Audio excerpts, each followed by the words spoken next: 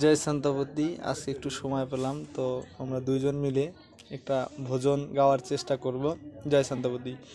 এ याद करहो दिनवा बेतला जहदो बार, ए अघुबर चरना में हो बिना। ए याद करहो दिनवा बेतला जहदो बार, ए याद करहो दिनवा बेतला जहदो बार, रघुबर चरना में हो बिना। याद करहो दिनवा बीतल जहदुबर, रघुबर कहरना में हो बिना। आटम सनवा गर्भ में रहले, ए पानियों से हो प्रभु जी पिंड रचना। आटम सनवा गर्भ में रहले, ए पानियों से हो प्रभु जी पिंड रचना।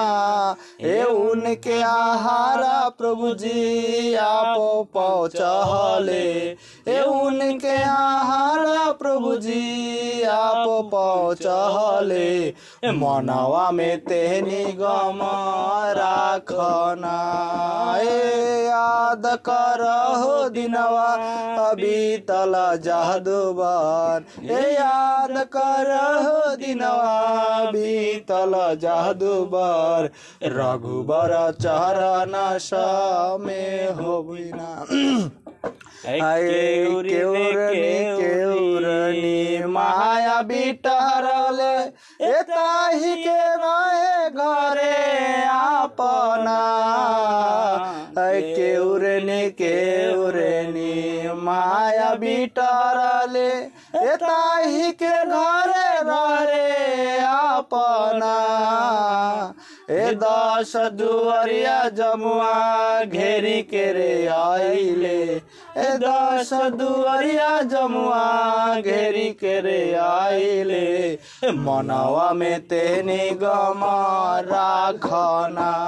ए याद करहो दिनवा बीतल जहदुबर, याद करहो दिनवा बीतल जहदुबर, रघुबर चरण में हो बिना। पैसा पाई के सौदना करिले, एताही के रहे घरे अपना। तोल पैसा पाई के सौदना करिले, एताही के रहे घरे अपना।